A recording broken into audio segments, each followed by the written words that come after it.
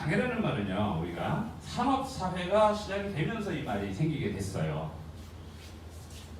이 영국은 대표적으로 세계적으로 산업혁명이 가장 빨리 일어나는 나라잖아요. 그죠?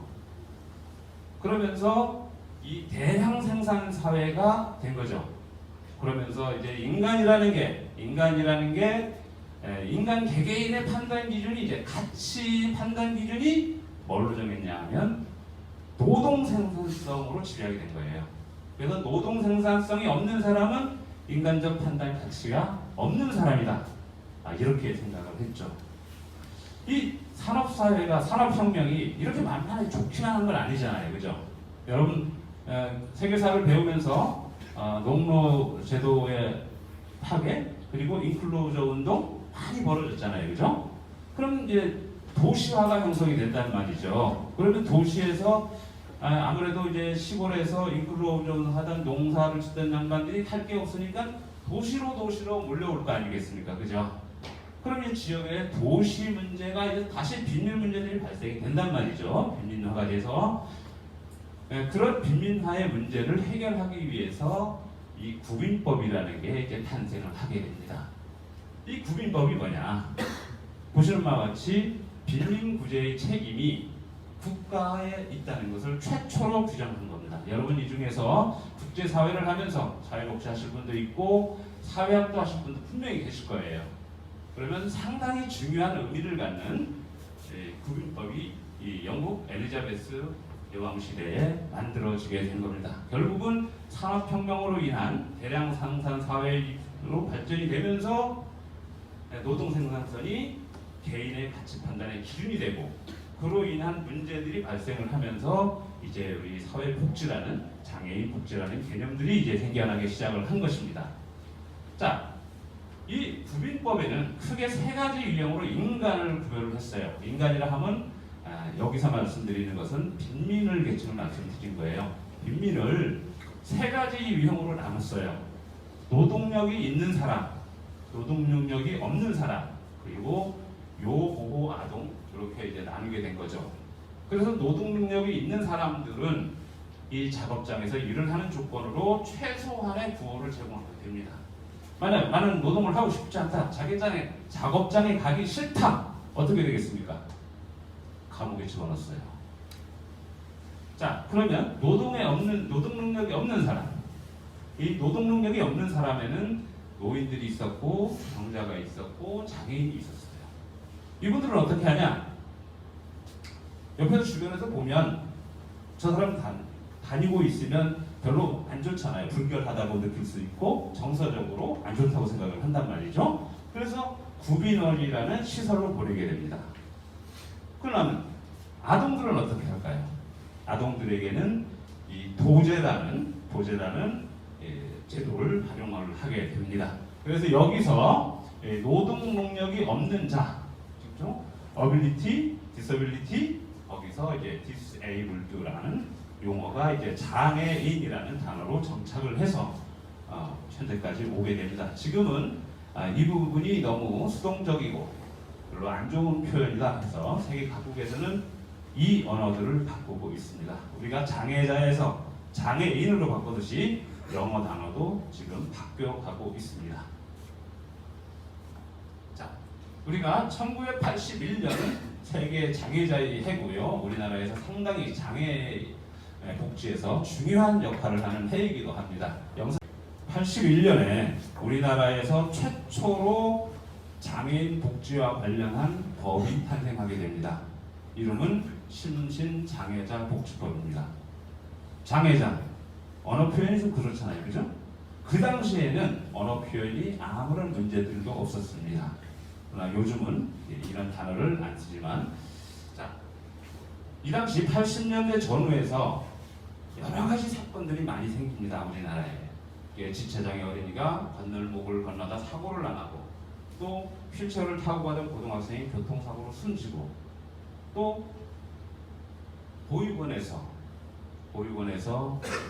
신고 있는 그런 아이들을 안매장하는 이런 사건들이 상당히 많이 비일비재해 벌어졌습니다.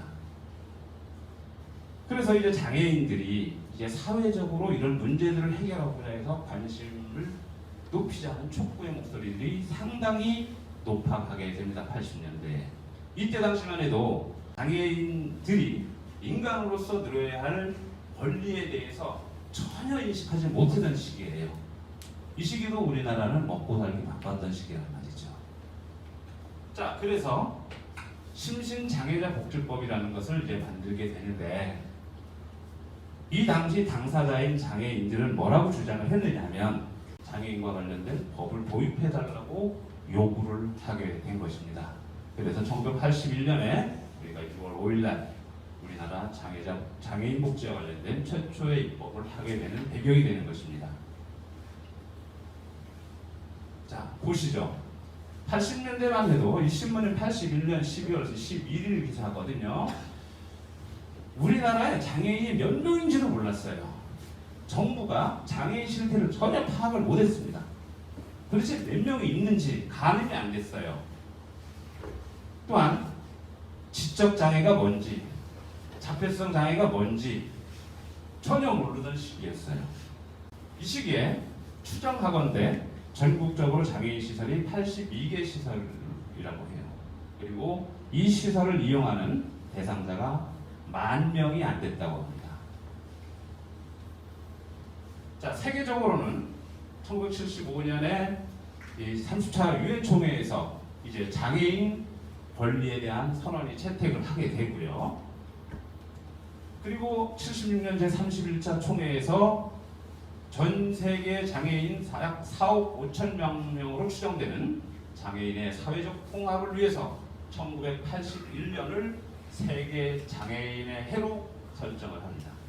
그 주제는 장애인들의 완전 참여와 평등, 이렇게 정을 하고, 유엔에서는 각국이 세계적으로 많은 다양한 나라들이 자국 실정에 맞는 기념 사업들도 해라, 그리고 복지 시책들도 전개를 하라 하고 이제 유엔에서 권고를 하게 됩니다. 그래서 우리나라는 그때 이제 지금의 보건복지부입니다. 지금의 보건복지부인데 그 당시에는 이제 보건사회부라고 했어요. 보건사회부에서는 부랴부랴 전국에 있는 장애인들을 전수조사하게 됩니다. 그래서 1차적으로 조사를 했는데 약 108만 명이 있다고 이제 조사가 된 거죠. 중앙에서 우리나라 전체를 집계를 했는데, 그래서 이 108만 명을 위해서 우리가 1980년 7월에 이 세계 장애인의 해 기념사업 추진위원회를 구성을 하게 됩니다. 그래서 이 세계 장애인의 기념사업 추진위원회에서는 장애인 복지의 과제를 장애인의 재활, 자립, 밝아오는 복지사회라고 이제 정하고, 장애 발생을 예방하고 장애자를 조기에 발견하는, 그리고 의료재활, 직업재활, 고용촉진 사업을 이제 추진하려고 하게 됩니다. 자, 이렇게 1981년 심신장애자복지법이 시행이 되기 전에 우리는 국제적으로 세계 장애인의 해를 맞았고요. 그리고 사회적으로는, 내부적으로는 이 장애인에 대한 사회적 관심에 촉구하는 목소리들이 높게 되겠죠. 그래서 결국 우리는 국회에서 심신장애자복지법을 제정을 하게 됩니다. 자, 심신장애자복지법 괜찮았을까요? 이 심신장애자복지법이 이제 89년에 장애인복지법으로 개정되기 이전까지 유지가 됐었는데요. 많은 법이지만 사실 복지와 전혀 관계없게 되는 법이 돼버린 거죠. 뭐냐? 해도 그만 안 해도 그만. 이 할 수 있다라는 내용들이 너무 많았던 거예요. 그러니까 정책 기반자들이 하고 싶으면 하고, 우리가 돈이 없으니까 못해. 그러면 안 해도 됐다는 법인 거죠. 그래서 이게 임의 규정이기 때문에 이 법을 개정해달라고 이제 장애인들이 운동을 하게 됩니다. 문화 수준, 체육 수준, 모든 정치 수준들이 88년을 기점으로 상당히 높게 됩니다. 그래서 이 올림픽과 장애인 올림픽이 10월에 있었거든요.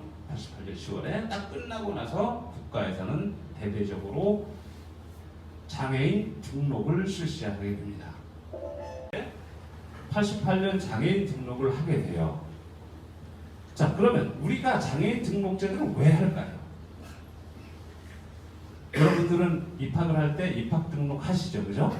입학 등록을 해서 교장 선생님께서 그래 우리 학교 학생이야 라고 해줬을 때 보인이 된 겁니다. 이때 당시 장애인들도 마찬가지입니다. 누가 장애인인지 어떻게 장애인을 나눌 것인지 전혀 생각을 안 했던 시기이기 때문에 일단 장애인 등록을 하게 돼요. 가장 좋은 이점은요, 정책의 고객의 수를 정확하게 파악할 수 있어요. 그럼 장애인이 몇 명인지 정확하게 나오잖아요. 등록을 했기 때문에. 너는 지체장애, 너는 청각장애, 너는 언어장애. 그러면 지체장애는 몇 명, 청각장애는 몇 명, 시각장애는 몇 명 딱 나오지 않습니까? 그래서 그 분야별로 다양한 정책들, 복지 정책들을 구현할 수가 있어요. 그리고 장애 유형에 따라 1급, 2급, 3급, 지금은 심한 장애, 경미한 장애 이렇게 나누잖아요. 그죠? 심한 장애한테는 어떤 서비스를 주고, 그리고 심하지 않은 장애에는 어떤 서비스를 주고 정할 수가 있어요. 그래서 이렇게 장애인 등록제를 88년부터 현재까지 꾸준히 하고 있어요.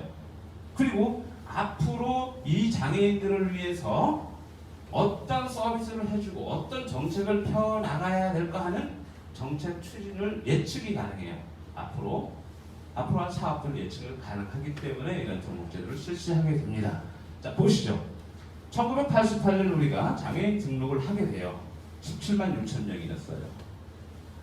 이 집집마다 호구조사 했을 때는 100만 명이 넘었는데 89년, 88년에서 17만 6천 명이에요. 왜 그럴까요? 장애인이 그때 100만이었는데 등록할 수 있는 장애가 이렇게 한정이 되어 있죠. 그 당시는 시체, 시각, 언어청각, 그리고 정신지체. 이 4개의 유형만 등록을 받아줬어요. 그러다가 2000년 들어서 이제 뇌변변, 신장, 발달, 정신 이런 것들이 이제 유형들이 장애에 편입이 되면서 이제 100만 명 가까이 되겠죠.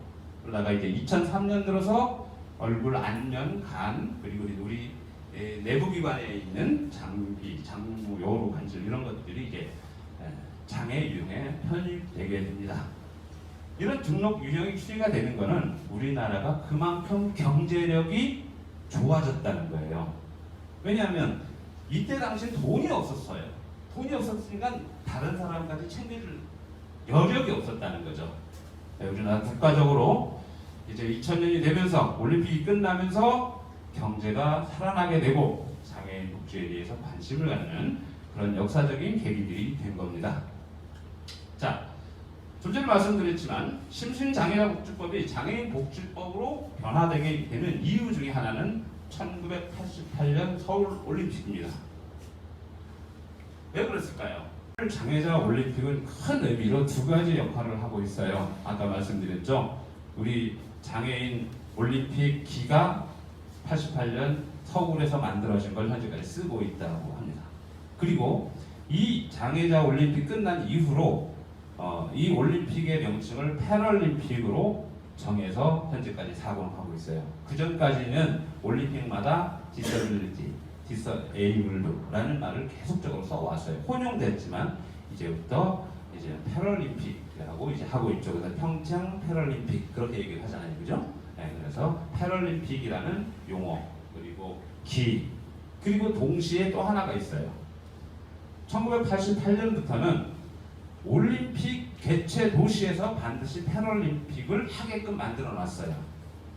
그래서 중요한 게임 경기다. 올림픽 역사상에서도 이렇게 알면 되겠고요. 자, 왜 올림픽이 중요하냐?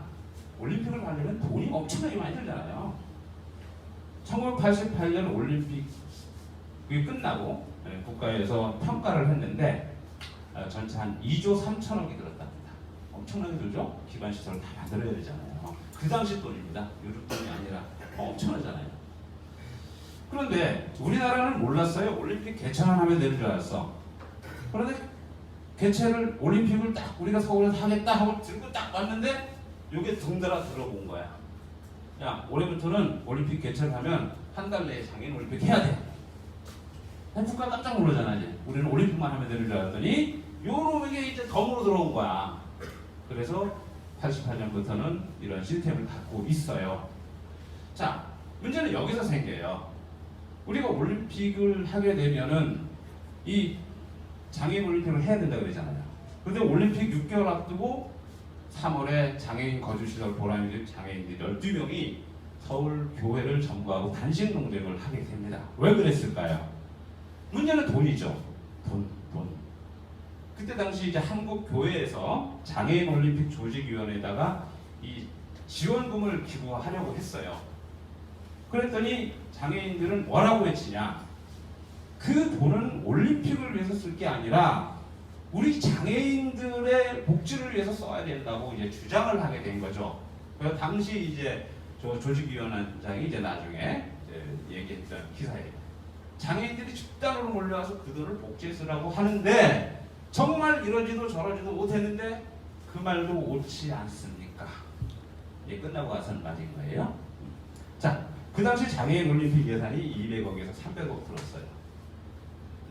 근데 88년에 우리나라 장애인 복지 총 예산이 50억이었단 말이죠. 엄청난 돈을 들어가는 거죠. 자, 그래서 우리가 이제 장애인들이 계속적으로 운동을 하게 되는데 여기 보시면 이게 안 되네요. 1984년에 보시면 맨 밑에 보시죠. 이 때는 장애인이 결집이 안 돼 있었던 거예요. 여기 보시면 대한정신박약인 애호협회, 한국뇌성마비복지회, 소아마비협회, 장애자복지시설협회, 농아복지협회 매 각각의 단체들이 개별적인 단체들이 자기의 이익, 자기들의 장애 유형별 이익을 위해서만 활동했던 그런 이익 집단 활동들을 해왔어요. 그런데 우리가 올림픽을 유치하게 됐단 말이죠. 그러면서 그걸 준비를 하면서 이제 인식들이 변하게 된 거예요. 와, 우리나라 장애인 세계 보니까 엄청 세계적으로는 잘해. 장애인 복지가 엄청났어. 우리나라는 뭐야? 하고 이제 이걸 인식을 변하게 돼가는 거죠. 그리고 나서 장애 문제는 이제는 국가가 책임져야 된다는 국가 책임주의가 일어나게 되고 또 이러면서 장애인들이 이제 권리 주장을 하게 됩니다. 그런 주장 가운데 우리가 88년 4월에 명동성당에서 대규모 집회가 열리는 거죠. 왜 그럴까요? 아니, 우리나라는 장애인 복지에 대해서 아주 꼬리박힌 혜택이 없는데 국제적으로 사람들 불러놔서 장애인 올림픽을 한다는 게 어떻게 돼 있어요? 이 장애인들을 우롱하는 처사라고 한 거죠. 열받잖아요. 그래서 대규모로 이 서울 경기 쪽에 있는 이런 장애인 단체들이 장애인 권익촉진 범국민협의회를 열게 됩니다. 자, 그 후학회도 4월에는 장애인 올림픽 연습장인 삼육 재활원을 이제 거기서 단식하게 되고 또 7월 20일 날에는 장애인 올림픽 조직위원회 본부를 점거하는 사태가 벌어지게 되죠. 자, 그리고 올림픽 개막 일주일 전인 10월 9일 날 서울 안암동 개운사에서 이제 장애인 올림픽 거부 운동을 해요. 그리고 장애인들의 생존권 견인 대회까지 이제 계속적으로 벌어집니다. 올림픽 폐막 후에도요, 장애인들은 이제 권익 증진을 위한 요구를 계속적으로 해 나가요. 이미 생각이 바뀌었잖아요. 세계 장애인들을 우리가 봤지 않습니까? 한국 사람들이. 그런 걸 보니까 어떻게 돼 있어요? 좀 더 뭔가 촉구하고 싶겠죠. 자기들의 권익을 주려고 싶겠죠. 그래서 89년 11월 국회 앞에서 심신장애죠. 장애복지법에는 이제 뭐뭐를 하여야 된다는 주장들이 나오게 돼요. 그래서 이제 장애인복지법이 이렇게 탄생하게 됩니다.